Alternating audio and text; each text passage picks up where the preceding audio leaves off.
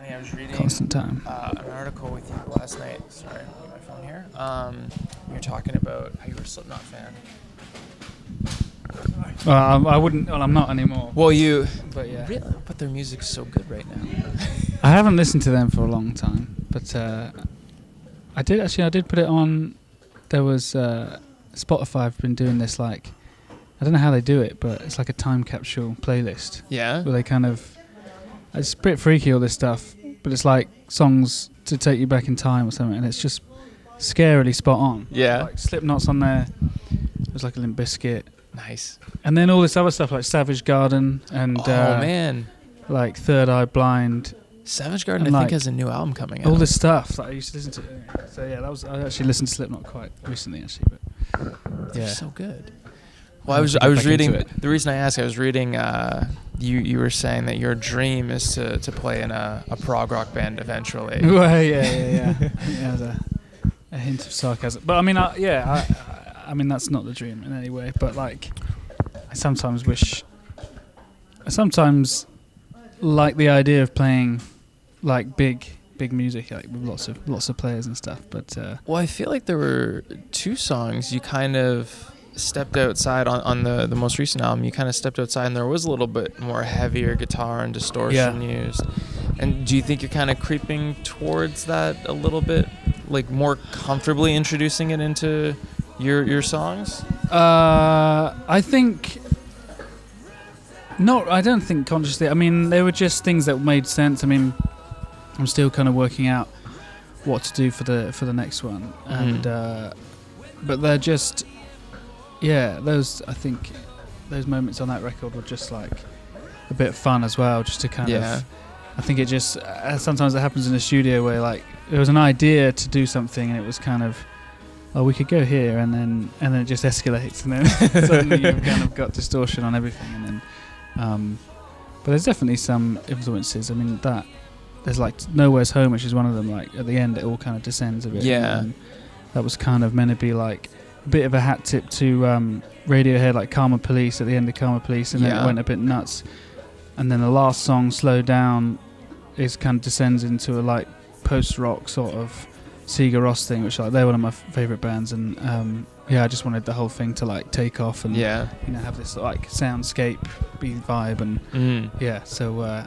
I wouldn't mind being in like a post-rock band. I don't know. I like big sounds. I like big drums and sort of reverb and stuff like that. Yeah. But, I don't know. I just don't naturally write that kind of music, and I kind of, I just do my thing. But you have an interesting touch, like for your music, and you're playing. I don't know if "evolve's" the right word, but you just have this really soft touch that seems to get almost softer with your playing. Like it just flows, and you have this beautiful reverb sound, which I'll totally pick your brain about how you capture that. Just like I don't know, like what. Do you have anything in your head, like when you sat down the first time with a guitar, like did you kind of say like that's kind of the sound I want to go with, or did you kind of just get to that point? I think it evolved. I think it just. I mean, what the first thing that ever got me into this music, like post Slipknot and stuff, like which was Damien Rice's music when like that his record came out in the UK. I mean, it was big everywhere, I suppose, but it was huge, and you couldn't really get. And I'd never heard anything like that. And he had an interesting way of playing the guitar, like lots of hammer-ons and like subtle things, and kind of strums with his thumb a bit, and it was like a soft way, a little bit percussive, but it was just a real nice feel to it. And I guess way back then, I learned all his songs, and I kind of not only was I trying to learn them like just chords and songs, but I was actually trying to copy his technique, and I still voice some of my chords on the guitar the same way he does. Like I haven't really seen anyone else do, and so I think that's still there, like a kind of subtle way of playing acoustic guitar, but and electric. But I mean, I've noticed. You said sort of it seems to kind of get a bit gentler. Like I definitely think from the first album to this one, I'm just kind of slowing it down. Just sort of, I think at first when you're new, I just felt like I had a lot to prove, and I was kind of like trying to shove it down everyone's face and kind of be, this is my moment, like really belt every note, like make sure it was. In the studio, I'd often kind of over-sing a bit, and my first producer on the first record was often just trying to tell me to like chill out a little bit and just kind of be a bit more natural, because I was just really trying to make every fucking take, I can't swear, I don't know, but every take like so amazing, and he was like, it's making it a bit, unreal sort of thing. And so I learned a lot from that, and definitely on this on the second record, there's loads of like, it's all pretty much live and single takes where, I and a younger me would have been like, it doesn't sound quite right, but there's something in the flaws, and it just made it more natural and organic. And then moving on to live, I've sort of, a lot of my songs that I write now are kind of pitched down a bit, so I don't sing them quite as high, and even the old songs I kind of pitch them all down. So it's just I just to bed in a bit. It's like they've bedded in a bit more, like they're kind of, they were sort of like it was like a fresh garden on the first record. And now everything's grown and a bit like wilted, and there's like leaves up the walls, and everything's a bit more bedded into. So I feel good about everything now. It feels like I'm sort of getting a bit more comfortable with it, I suppose. Yeah. Well, it sounds great. I was going to say, like, before we sat down, I went through and listened to all the EPs, all the albums and stuff like that. And I'm already, I won't Must be pretty depressed by now. Dude. No. And I don't want to fanboy during the interview, but off camera I have a story for you. Okay. But so I've been a fan for a long time. Awesome. So it's not really homework to go through and listen. But the most recent record is just, I don't know. There's something about the sound, like you were saying. It's a beautiful sounding record. Like, just as a guitar nerd, right? Like, what was the recording process on that like? Like, you just have the most beautiful guitar sound on that record. I mean, I think I worked with a great guy called Tommy McLaughlin, who works out of this studio, his home studio in Ireland, Donegal, and I'd met him. He's a guitar player in the band Villages, Irish band called Villages, who I toured with a few times. And it's just beautiful studio that he's built, and it's just kind of, he's a purist, like a lot of these engineers and producers are. Like, he just has collected good quality stuff. Like, there's not all the toys in the world there, but it's just everything's good, everything's nice, and it was fairly simple. Like, we didn't, if anything, I felt like we spent more time trying to get tone and stuff and mic placement on the first record than this one. Like, really? In terms of the acoustic, it was basically just bunged up. We were all in the same room. His studio is kind of built around a big live room, and we were all kind of slightly baffled off, I suppose, from each other, but we're all in the same room, and I think we just DI'd the acoustic, and then also 414 just sort of around the sound hole, and nothing crazy. I'm trying to think if we did everything like that. I think we did some overdub stuff where I think he uses like Josephson mics and things like that, and but yeah, there wasn't anything crazy. It's just good stuff. I use a Loudon acoustic guitar, which is, like, in my opinion, the best guitars in the world. And I was actually the first time during Soundcheck that I had heard one. Yeah. And it's incredible. Yeah. The resonance on it is just off the charts. Yeah. Cool, yeah. And I kind of tried all the different pickup systems that you can, because I sort of hate the sound of pickups, acoustic pickups anyway. Because when you know how it's supposed to sound, you know, through a mic or whatever, just naturally in the room, and then you put it through some horrible magnetic little thing, and it just distorts it. How's this going to sound like it should sound? It doesn't sound like anything that's made of wood or natural. So so I have a pickup system which has like a microphone inside there as well, and you just try and blend between them and get like the perfect mix. But yeah, we didn't worry too much about that kind of about the tone. I mean, and then for some of the electrics, Tommy's a big Princeton fan, Fender Princeton amps, mostly using those and Telecasters, and he's got a nice Hofner, like an old Hofner arch top collar body, which we used on most of the kind of overdub and electric stuff. But we're just trying to keep it super simple. Like, I think that for some of these this kind of songwriting, and they're simple songs, and you just want the song to be heard. You don't want to do anything stupid around it. Nothing crazy part-wise. So just simple parts played well through nice instruments, nice preamps. Done. It's not rocket science. It tells me like it's simple, and it shouldn't be too difficult. But the song is the thing that's quite difficult to write, and then as long as you're sensitive, I think, to the song, then you know what to put around it, if you know what I mean. And kind of on that note, I read that there are a couple songs that you've sat down to with playing them live in mind. Yeah.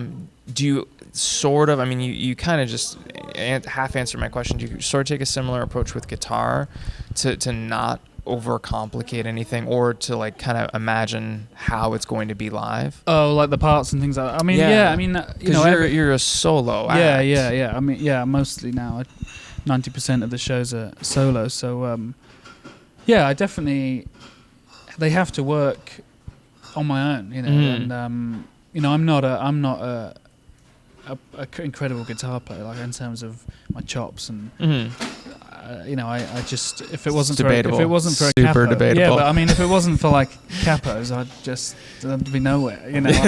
Every song is pretty much the same chords, C shape, F, G, A minor. That's it basically, which makes it difficult to if I'm not really in the room, I could just be suddenly playing a song and forget what song I'm in. Really? The same chords. And shit, you just go to the F or to the G. It was the last song that went to the G, so this one goes to the F. But yeah, I just everything's just. I kind of look at the guitar as just a bed for the voice to sit on. Really, there's nothing. I like the few little embellishments, hammer-ons and things, but I mean, it just has to work like that. And I when I'm writing, it's almost like I perform as I write as well. It's very instinctual. Songs don't take me that long to write. I mean, there are tons of songs that have got to a verse and a chorus, and then I just can't finish them, so I get ditched, because if it doesn't happen in the one sitting, I find it hard to go back. So the way I kind of write a lot is set up in my little studio room and get a mic up and get some reverb in my headphones, just almost treat it like it's a gig, and kind of just start playing and start singing random things, and just see what naturally feels performable, and something that melodies that I can really sing out and just feel. And then I when I feel like I got something, then you start drilling down into the words and things like that. So in that sense, it's all super simple. There's a few things on this record, the first track, Still. I built the track first completely before any lyrics or anything like that. It was kind of based around that riff, that guitar riff at the start, and then sort of some programmed drums, and just definitely kind of made a vibe, a demo, and then wrote the song. But that kind of happens rarely. But sometimes when you're just not feeling inspired, I kind of have to do that. I have to find some sort of cool sound to just get me somewhere where I feel inspired. But I'm just into super simple stuff. And do you find you write a lot on the road? No, not at all. No, I struggle to do that at all. I mean, I kind of wish, I feel like if I had 4-hour sound check kind of time where no one, and I could say that no one's allowed to come into the room, sort of thing. I'm not really a diva like that. I just kind of get it done. But sometimes I feel like I could start work on something, because something weird about standing on a stage and playing some chords. It's almost like just the context of things just make it sound different sometimes in the room, and I'd just be strumming about or twinkling on the piano, and something just sounds cool, and it's like, oh, I feel like this is like, twinkling my heartstrings. I feel like I could take this to a song, but then something happens, or I have to go and eat, or it's just trying to go, or you have to talk to me. Yeah, and it's like, it's gone. That could have been the best song in the world, but it's gone. I'm not good at kind of shutting off the world when that's what, and when you're on the road, there's just so much crap going on. I just find it hard to switch off and be able to concentrate on that kind of thing. But it'd be cool if I could, because there is a lot of downtime, but it just hasn't worked for me yet. Yeah, maybe. So for gear for this tour, what did you bring in on the road? I bought was a tricky, stressful thing to do. I brought the most annoying thing is my keyboard, because the more songs I kind of write on the piano, like it used to be just guitar-y and that was easy enough. But now I like write quite a lot of songs on piano. And it's certainly a really annoying thing I have to bring, and looking at renting and stuff like that, and it's just so expensive. So I had to sort of chuck this thing on, and it's heavy and it costs loads on the airline and stuff. But I think it was totally worth it. So on my Nord Stage 88, which is great. It's just my favourite feel of a stage piano. It just sounds great. And I didn't bring an amp. The only kind of vaguely interesting setup that I have, and the first few shows, the support has bought his amp, so I've managed to use his. But, right on. There were going to be a few shows where I'm not going to have an amp, and I've got this little pedal board set up, which is based around this Audio Kitchen pedal, which is a guy out of London, Steve Crow, who makes amps, and the Big Trees is like his amp in a pedal sort of form factor. And I got that plugged into a Big Sky reverb. Beautiful pedal. Which has got like a cab filter on it as well. So if I don't... And those two together through a PA sounds pretty good. I mean, it's not like 100% there. But it's pretty close. Like, it's way better than just plugging straight in. And, for sure. So I haven't actually tried it on this tour yet because I've had an amp, as I said, but I'm quite looking forward to trying that. I mean, maybe it will sound crap in the end, but I really like it. Seems to work together. I've never done that before, so and they're a nice little couple, those two pedals. And but that's it. It's super simple, and then I just don't really have anything on the acoustic. It's just tuner and straight in, and bring my own microphones, which is has been really important to me for the last few years. Like something that I never really thought about. I thought it was a bit kind of lame because what's wrong with a sort of 58 and stuff. And I think two things, like coming to venues and smelling the mics and just being like, geez, fuck me, where's We've all been there, and then also, I do play on my own. There's not a huge amount of elements, and so I can kind of afford to like treat each one with respect and buy the nice stuff to sort of elevate those elements. And,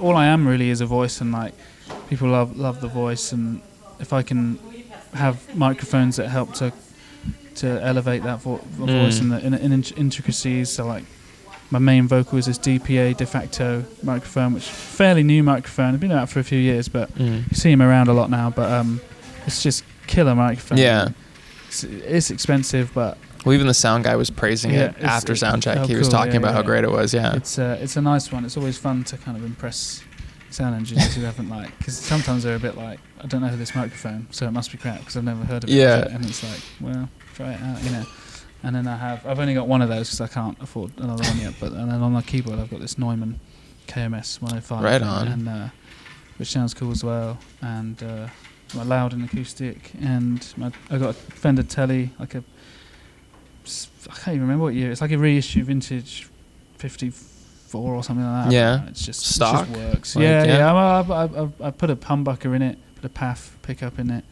in the neck, just to get. I'm sick of single coil like hum like everywhere. Yeah. So I got rid of that and with a humbucker, and that's it. Like it's just simple, Like just on works the for you. Big Sky, in the Big Sky's maybe a little bit overkill. I'm not really using it for its full potential, all the different things it can do. I mean, I kind of bought it for half on the road, and I plumb it in at home for demos and stuff. It's nice to just fiddle around with knobs rather than plugins all the time, and it sounds great. But I love spring reverb. That's just my favourite reverb, and the springs on there, it sounds really nice. The spring thing. I really want to get like an actual kind of tube spring unit and tour that, but they kind of break quite easily, and so hopefully one day I'll get something like that. But right on. That's it really. I think my last question for you, just what's your favorite song to play on guitar? Either yours or someone else's, but do you have, I think a lot of I struggle to say like us musicians, but like musicians in general, you have that one song that just kind of sticks with you, and you sit down with it, and like that's like your go-to guitar song, your favorite song to play. Do you have a favorite song that you have?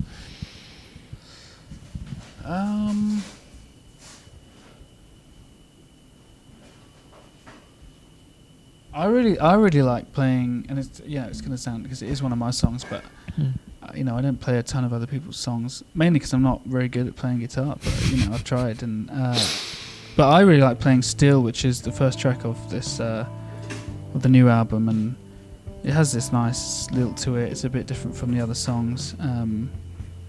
There's a dynamic to it. I mean, it's the same chords. It's got a sort of slightly riffy, picky thing, but it's just something about it, the way that it fits, and singing it as well. It just feels nice. It just always feels nice. And I usually either open with it or play it second, and it's right. But I think another reasons why it's go-to, because I don't need a capo for it or anything. It's like and it's I just kind of, if I pick up a guitar to play it, I just sort of almost automatically just play this song. I don't really know why, but it used to be. I tell you what, it used to be. The only choppy song that I know that I used to impress people with was I could play the Pink Panther theme tune. Like, the kind of in a finger picky style. I couldn't really do it now. Like I'd be rubbish at it, but it was like it's like Total Guitar Magazine, things like that, where they always have some. I just remember spending months learning. They had a tab of it, and I just learned it, and just so useless. Like other than trying to impress, girls and stuff. Being able to do all this. But I haven't really played that, because I think, I'll go and play that and impress someone, and then I realise, like, one bar in that I don't have the game. Play that anymore. I've lost all those bets. But yeah. That's awesome. That's awesome. Before I forget, do you have any endorsers or anything like that you want to plug while we're here? Well, I'm big into the family, the Loudon family. Their guitars are killer. I mean, they approached me a couple of years ago. I've been Dream Guitar, always wanted to play their guitars, and they approached me out of the blue, and I went to the factory, and I mean, I love that. I love that kind of relationship that you can have, and actually kind of specify things and get. I mean, that's the only one in the world like that, and they kind of send me photos of it being made and that kind of stuff. Really, so it's like proper, means a lot to me, that guitar. I love those guys, and Audio Kitchen as well. I've just got on order one of their kind of heads, proper amplifier heads. Right on. When I get home, I'm kind of looking forward to getting into that, and those guys, Steve and the crew there, are really cool. Those are my big ones. I mean. Fender give me stuff, but who cares? They give it. They give it. I'm trying to look. I'm currently seeking out like a cool guy, like a smaller guy who could make me a telly, because I kind of like having the sort of boutique stuff, and knowing where it's come from rather than just another stock Fender. You should check out Nash Guitars. Nash Guitars. Okay, where are they based out of? I'll give you all the information when we get off camera. But they make a bunch of tellies, a lot of Fender, but it's all handmade. Yeah, sweet. Gorgeous guitars. Yeah, that's the next on the wish list, to get a nice telly. They're really good. Yeah. I'm biased. Hi, Nash Guitars. I also play guitar. Yeah, give me a call. Well, that's all I have for you, man. Thank Sweet. you so much for taking the time. Real pleasure. I really appreciate it. Thanks for coming down. Cheers. It's a picture of the future long ago.